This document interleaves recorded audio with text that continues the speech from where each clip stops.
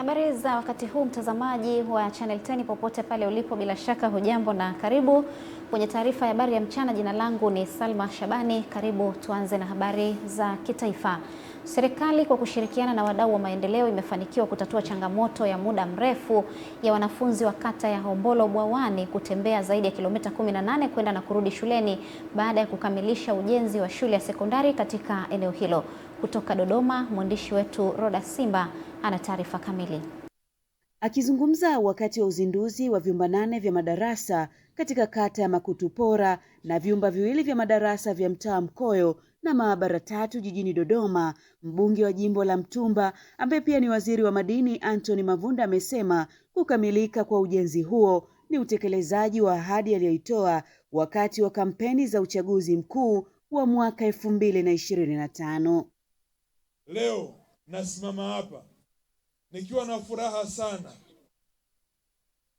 kwamba ndoto yangu ya kupunguza mwendo wa watoto wa Mkoyo leo imetimia. Afisa elimu wa halmashauri ya jiji la Dodoma, Mwalimu Fredi Mwakisambo, amesema shule hiyo imeokoa wanafunzi waliokuwa wakishindwa kumaliza masomo kutokana na umbali mrefu, huku akielezea majengo ya shule hiyo. Tunayo madarasa ya kisasa mawili, tuna maabara za kisasa, lakini haitoshi.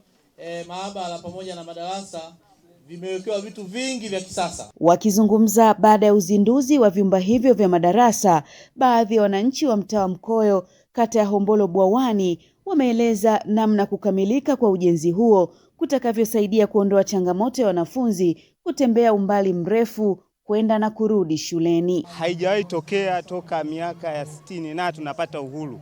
Mbunge mwenye moyo kama huu kuangalia vijana ambao walikuwa wanateseka, dada zetu wanapata mimba njiani, lakini leo hii wanasoma karibu. Na wengi waliishiria njiani kwa sababu wale mabinti walikuwa wanapata ujauzito kabla ya kufikia hata form 4. Leo hii tumejengewa shule ya kisasa. Kutoka Dodoma, Roda Simba, Channel 10. Hospitali ya Taifa ya Muhimbili leo Agosti 21 imemruhusu mtoto aliyefanyiwa upasuaji wa kwanza wa kutenganishwa na pacha ambayo waliungana aina ya parasitic conjoined twins baada ya kuendelea vizuri kwa siku 10 tangu kufanyiwa upasuaji huo. Akizungumza baada ya kuruhusiwa kutoka hospitalini hapo, Glory Nyambeke, mama wa mtoto huyo, ameshukuru timu ya madaktari bingwa kwa kuokoa maisha ya mwanaye, akisema mafanikio hayo ambayo ni mafanikio makubwa yamerejeshea familia yake matumaini na furaha baada ya kipindi kigumu cha hofu na mashaka. Kwa upande wake, bingwa wa upasuaji wa watoto Muhimbili, Dr. Victor Ngota, amesema kuruhusiwa kwa mtoto huyo ni jambo linalowapa faraja wataalamu walioshiriki upasuaji huo, kwani ni matumaini ya kazi ya pamoja na maandalizi ya kina na ufuatiliaji wa karibu uliofanyika tangu siku ya upasuaji. Nilitokea kuzaa watoto mapacha walioungana. Nimepitia changamoto hii baada ya kuzaa. Nikawa nawaza itakuwaje, je, wataweza Muhimbili kumtenganisha mwanangu kati ya huyu alotimia na ambaye hajatimia? Lakini namshukuru Mungu, madaktari bingwa wa Muhimbili wameweza kulitatua hili. Na sasa mwanangu ambaye alikuwa amekamilika yuko hai mpaka saa hizi, natolewa leo Muhimbili. Leo hii ni kama wiki 2 zilizopita, tukumbuke tu kwamba tulifanya upasuaji wa kutenganisha watoto mapacha walioungana na tunasema ni parasitic conjoined twins. Operation ambayo ilifanyika na madaktari bingwa, jopo la madaktari bingwa tofauti, lakini kikubwa ni madaktari bingwa wazawa. Hatukushirikisha daktari wote kutoka nje ya nchi, na upasuaji ulikwenda vizuri. Kama Kamati ya kudumu ya Baraza la Wawakilishi Zanzibar inayosimamia ofisi za viongozi wakuu wa kitaifa imetembelea Baraza la Taifa la Usimamizi na Uhifadhi wa Mazingira NEMKI jijini Dar es Salaam kwa lengo la kujifunza uzoefu wa usimamizi wa mazingira na kuimarisha ushirikiano kati ya Tanzania bara na Zanzibar. Hii hapa ni taarifa kamili. Mwenyekiti wa kamati ya kudumu ya Baraza la Wawakilishi Zanzibar, Machano Othman Saidi, amesema wamejifunza matumizi ya gesi kwenye magari ambayo ni rafiki kwa mazingira, na inaweza kupunguza gharama za usafirishaji, ambapo Zanzibar haina kituo cha aina hiyo. Hivyo wanatazamia kujifunza zaidi kuhusu teknolojia hiyo pamoja na matumizi ya magari ya umeme. Kwa maelezo ambayo tumeyapata hapa, ni huduma rahisi zaidi kuliko kutumia petrol na diesel, kwa sababu kilo moja ni karibu shilingi 1520. Hii sawa sana kununua petroli ya lita 1.5. Ukiangalia bei ya petroli lita 1.5 karibu shilingi 6000. Naye mkurugenzi mkuu wa mamlaka ya usimamizi wa mazingira Zanzibar ZEMA, Shea Mjaja Juma, amesema ziara hiyo imelenga kujifunza namna NEMKI inavyotekeleza majukumu yake, mafanikio na changamoto, huku akisisitiza umuhimu wa ushirikiano kati ya taasisi za mazingira za Tanzania bara na Zanzibar katika kulinda mazingira na kukabiliana na mabadiliko ya tabia nchi. Mashirika yetu yanalenga katika maeneo manne makubwa. Eneo moja ni kuhakikisha kuwa tathmini za athari za mazingira zinafanyika kwa miradi yote, na hata miradi ambayo inahusisha pande zote mbili za Jamhuri ya Muungano, lakini pia kuimarisha ufuatiliaji wa kimazingira. Tunaangalia mikakati gani sisi taasisi zinazopewa mamlaka ya kusimamia mazingira bara na Zanzibar tunafanya kazi vipi kushirikiana na serikali kuu, ambao ni Wizara ya Ofisi ya Makamu wa Kwanza wa Rais Zanzibar na Ofisi ya Makamu wa Rais upande wa bara, ambaye anashughulikia masuala ya mazingira na muungano. Naye mwananchi anayejishughulisha na masuala ya usafiri akatoa uzoefu wake katika matumizi ya gesi na petroli kwenye gari. Kwenye petroli na gesi, kwenye gesi natumia pesa ndogo sana kuliko petroli. Yaani kwa gari kama hii aina ya Paso ilikuwa ni kwamba ukitoka hapa mpaka Loliondo unaweza kutumia petroli ya shilingi 30,000 au 35 kwenda na kurudi. Kwa gesi kwa sasa hivi naweza nikatoka hapa nikaenda mpaka Loliondo na nikafika na nikarudi kwa shilingi 12,100. Mimi ni Witness Ngalawa na hii ni Channel 10.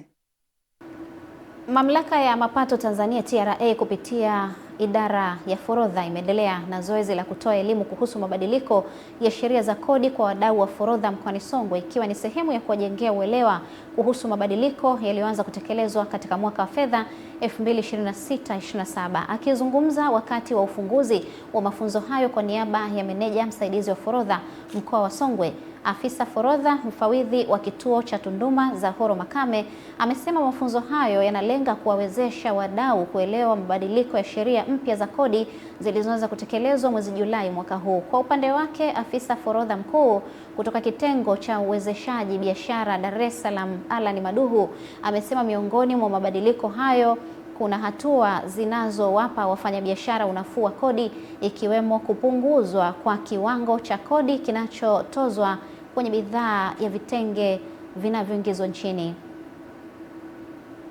Kwa hiyo tuna jukumu kubwa sana kuhakikisha tunalinda uchumi wa nchi yetu na kukusanya mapato kwa kiasi kikubwa. Na hii elimu pia imeweza kusaidia kwa sababu haya mabadiliko, kwa mfano kwenye bidhaa ya kitenge, tunaona ushuru wa kitenge umeshuka kutoka 50% import duty mpaka 35%. Hii imefanya wafanya biashara wengi wa hii bidhaa kulipia ushuru na kuacha ukwepaji kodi wa bidhaa hii. Kitenge hapo awali kilikuwa kikitozwa kiwango cha 50% wakati kikiingia hapa nchini, lakini serikali kwa ajili ya kuwezesha biashara na wafanyabiashara wa vitenge imeweza kupunguza kiwango hicho, na kwa mwaka huu wa fedha mwaka 2026/27 bidhaa ya kitenge itatozwa kiwango cha 35%. Kwa serikali kwa namna wanavyotushirikisha sisi mawakala wa forodha katika mabadiliko yote ambayo yanajitokeza. Wananchi wa kata ya Igongolo wilaya Njombe wamepinga tozo ya shilingi 50,000 inayotozwa kwa kila mkazi anayeshiriki kuozesha au kufanya sherehe ndani ya kata hiyo, wakidai kuwa uamuzi huo unawanyima uhuru wa kufanya shughuli mbalimbali za kijamii. Taarifa zaidi na Michael Patrick kutoka mkoani Njombe. Wakizungumza mbele ya kamati ya siasa ya halmashauri kuu ya Chama cha Mapinduzi CCM mkoa wa Njombe iliyoongozwa na katibu wa CCM mkoa Julius Peter, baadhi ya wananchi wa kata hiyo wamesema pamoja na kutambua umuhimu wa halmashauri ya wilaya ya Njombe kubuni vyanzo vipya vya mapato ili ya kuchochea maendeleo, tozo hiyo inapaswa kuangaliwa upya kwa kuwa inaongeza mzigo kwa wananchi. Mimi na kijana wangu anataka kuoa. naomba msaada wa kuchangiwa michango. Halafu naambiwa nitoe serikalini 50,000 ya kibali. Hilo naona kwangu halijakaa sawa, hata kama ni ndio sheria ndio tulivyoambiwa ni sheria iliyopitishwa na serikali. Naomba kama Chama cha Mapinduzi mtupunguzie makali hayo.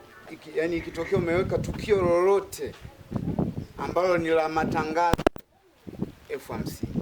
Ni kweli kwa vijana ambao walikuwa wanatarajia ilikuwa ni changamoto, kwa sababu inaonekana kama ni kitu ambacho pengine mwingine hana uwezo. Kwa upande wake, mkuu wa idara ya mipango na uratibu kutoka halmashauri ya wilaya ya Njombe Jachinda Changa, akitolea ufafanuzi wa sababu ya kuwepo kwa tozo hiyo mbele ya kamati ya siasa ya mkoa, amesema ushuru wa sherehe na mabango, ni kweli mheshimiwa mgeni rasmi, tulipokaa kwenye vikao vyetu, kwa maana ya vikao vya CMT na kamati mbalimbali, tuliona kama ni chanzo, kwamba mtu anapoweka bango, lile bango ni la biashara. Kutokana na maelezo hayo, kamati ya siasa ya CCM mkoa wa Njombe imeelekeza tozo hiyo iondolewe mara moja. Lakini ushuru wa sherehe, yani hili sasa tuseme sio maoni, yani haya ni maelekezo tu. Hii sheria imeshakaa vibaya, haiendani sawa na wananchi, iondolewe. Na hayo Katika ziara ya kamati ya siasa ya CCM mkoa imekagua miradi mbalimbali ya maendeleo inayotekelezwa ndani ya halmashauri hiyo na kisha kuzungumza na wananchi waliojitokeza, ikiwemo pia kusikiliza kero zao. Mimi ni Michael Parks, Channel 10. Chama cha madereva Tanzania TATB kimeishauri serikali kuhamishia bandari zote kavu za jijini Dar es Salaam kwenda katika bandari kavu ya Kwala iliyopo mkoani Pwani ili kupunguza wingi wa malori katikati ya mji ambayo husababisha foleni na kupelekea changamoto ya kukamatwa ovyo kwa madereva. Mwenyekiti wa chama cha madereva Tanzania John Thomas Isiaba akizungumza katika ofisi za chama hicho amesema chama kinaishauri serikali kuondoa ICD zote mjini na kufuta vibali ili kupunguza ICD zitakazopunguza msongamano jijini humo. Pia wametumia fursa hiyo kuishauri TANROADS kuongeza mizani nyingine eneo la Mpemba mkoani Songwe ili kuondoa foleni kama ilivyo mizani ya Dakawa na Wami, hali ambayo itasaidia kurahisisha shughuli za usafiri na usafirishaji nchini. Bandari yetu sasa hivi rais wetu Samia anajitahidi kutafuta wawekezaji na wengi wanaingia kuipenda nchi yetu kwa utulivu. Lakini mizigo mingi bandarini imejaa, bila dereva haiwezi kwenda, na kopa nyingi inaingia bila dereva haiwezi kwenda. Sasa dereva huyu anatoka Kongo, ameendesha gari zaidi ya kilomita 3,000 na anafika Dar es Salaam, anataka kushusha mzigo kwenye msongamano. Naishauri serikali sasa, kwa tamko hili, serikali iangalie kwa namna mbili. Hizi ICD za Dar es Salaam zianze kuhamia Kwala bandari kavu. Kwa kuwa mji umeshakuwa ni mdogo, mji ni Dar es Salaam, gari ndogo na malori. Lori zinataka sema nafasi, kwa hiyo tuhamie Kwala. Tukihamia Kwala basi hatutasikia msongamano huu. Viongozi wa dini mkoani Manyara wamewataka viongozi wa serikali kutekeleza majukumu yao kwa kuwajibika kwenye changamoto za wananchi kwa wakati, kwani husaidia kupunguza malalamiko ya wananchi na kuchochea maendeleo. Elia Kimani ana undani wa taarifa hii. Viongozi hao wametoa kauli hiyo wakati wa maombi maalum ya kuliombea taifa na viongozi wake iliyokutanisha viongozi wa dini mbalimbali, serikali na Chama cha Mapinduzi mkoa wa Manyara, na kusisitiza umuhimu wa kutafuta suluhu za changamoto zinazowakabili wananchi. Tumaliza uchaguzi, tunalaumu, lakini kila mtu anatimizaje wajibu wake katika hili? Mara nyingi wanasiasa wana tabia mbaya ya kuwahitaji watu, sio kuwapenda. Tuwe ni watu wa haki, kuanzia katika ngazi ya familia mpaka viongozi wa juu serikalini, ili kusudi taifa letu liwe na amani, umoja na mshikamano. Upande wao viongozi wa serikali wamesema serikali itaendelea kutekeleza wajibu wake katika kuhakikisha changamoto zinazowakabili wananchi zinawapatiwa ufumbuzi. Tutatumikia wananchi. Sisi ni watumishi wa serikali hii, na ni kuhakikisha Baskofu tunatambua wajibu wetu. Hii ni serikali inayopatikana kwa kura za wananchi na inaongozwa kwa kodi za wananchi. Bila amani hakutakuwa na utu, hakutakuwa na maendeleo, na hakutakuwa na ustawi wa nchi, na hakutakuwepo na uchaji wake. Nao baadhi ya wananchi wamesema ni muhimu viongozi hao wa serikali kuwa karibu yao zaidi kwa lengo la kuzitafutia ufumbuzi changamoto zao kwa wakati. Viongozi wa serikali kusikiliza wananchi ni jambo ambalo mimi naona ni jambo la msingi sana, kwa sababu wananchi wenyewe ndio wenye nchi, lakini pia viongozi wao wapo juu pale kwa ajili ya kuongoza. Tuendelee kupatana, tuendelee kushikamana. Kunapotokea changamoto yoyote, usipende kufarakana. Mkoani Manyara, mimi ni Elia Kimani. Naam, na katika habari za kimataifa mtazamaji, watu 50 wamefariki dunia na wengine 16 kuokolewa, huku watu 15 wajulikani walipo baada ya boti kupinduka na kuzama karibu na eneo la Gorau katika jimbo la Sokoto kaskazini magharibi mwa Nigeria. Inasemekana kuwa boti hiyo ilikuwa imebeba zaidi ya watu 70 wakiwemo watoto wenye umri kati ya miaka 10 hadi 15 pamoja na wakulima na wafanyakazi waliotoka kwenye mashamba ya mpunga. Msemaji wa polisi nchini humo Ahmad Rufai na meneja mamlaka ya safari za majini Abdul Kadiri Yusuf wamesema kuwa operesheni ya uokoaji katika mto Sokoto inaendelea japokuwa eneo hilo ni gumu kufikika. Ikumbukwe kuwa ajali za boti nchini Nigeria hutokea mara kwa mara zikisababishwa na upakiaji wa mizigo na abiria kupita kiasi pamoja na ubovu wa boti. Katika habari za michezo, tuungane na mwana michezo wetu akitupitisha katika anga la kimataifa. Habari za michezo kimataifa.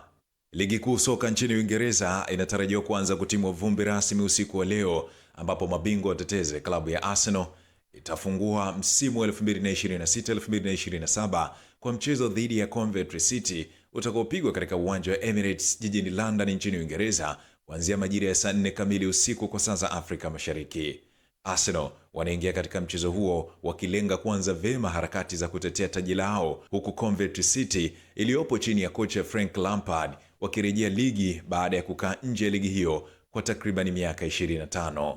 Macho na mashabiki na wadau wa soka yameelekezwa kwa kikosi cha kocha Mikel Arteta kinacholenga kuanza kampeni ya kutetea ubingwa kwa ushindi.